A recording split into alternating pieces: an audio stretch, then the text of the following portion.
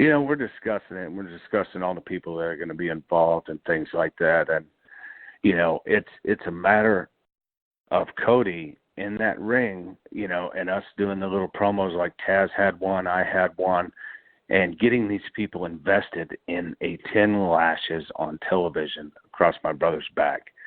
And they got invested in it. And Cody sold it so well. He acted so good in the way he was taking them. And then, Arn comes out, and then his big brother comes out. We're all rallying behind him, and I wanted to take the lashes for him. I think the only thing that might have been a little bit better is if MJF told me to give him the last 5 lashes. But this is after, this is after I start thinking of all these different scenarios. But man, it was the people were invested in it, much like they were invested in our Double or Nothing Match of the Year moment. Oh yeah, they were invested in it, man, and they were standing. All of them were standing, and they're just like, you get some audience shots, and they're just like, oh my God, and people are just really upset about it because it's uncomfortable. Whippings are always uncomfortable. But a little side note,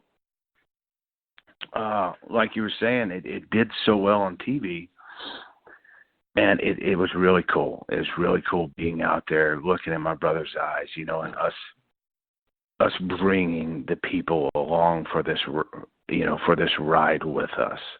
And Cody did a tremendous job. He's doing so good at everything that he touches right now.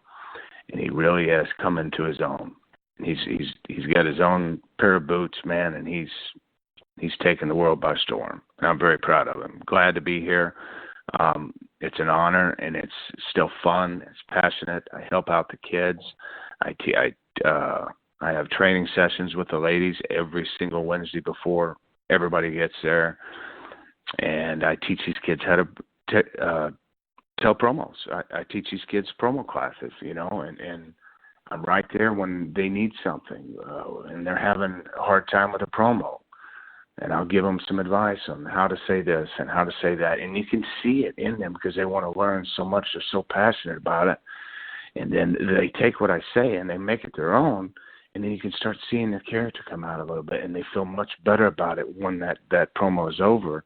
And you can see it on their face, man. They're excited that they actually did something that was good. And instead of the first take, you know what I mean, that was maybe not so good. And that is the best feeling in the world for me, that I can help these kids get to that next level. And that's what I love doing.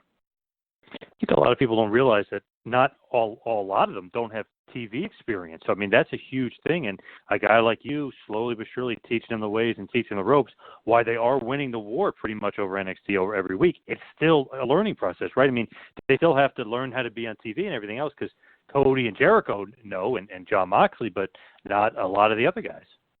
A lot of them do not know, and I think they're handling it pretty good. There are still some things every single week that I see that I go up to them and I tell them, listen, this is who you need to play, because a lot of times, not all of them, but every once in a while somebody will turn around and face the audience, and I'm like, okay, stop. The next time you do that, don't do that. Turn around. I need you to find your cameras. This side of the arena over here. The million people at home want to see you, not the 4,000, 5,000, 6,000 in the arena. I want the people to see you at home. Your camera's here, your camera's here. So that's a transition for them that they're trying to learn from the indies because they've never had that. Mm-hmm. Yep. And guys like Chris Jericho, myself, Moxley, Cody, are teaching that, and it's very important for them to learn. And we've got 3 months in now, and they're doing good, and they're starting to be cognizant of where those cameras are, and lifting their heads up because they know the camera is right there, and the camera is there to make them look good, and the people at home can see them. But if you're looking the other way, it doesn't work like that. They just see your ass. And that's, people want to see you. They want to see if you're in pain. They want to see if you're happy. They want to see if you're mad, so they can become invested in it and go along with that ride with you. and be a part of it, you know, when you're sitting at home watching through the TV screen. That's what I look for in a film. Is compel me, man. Mm-hmm. Compel me. Make me react. You know, that's what I want. I want you to make me react. I want you to look at me. Let me feel it.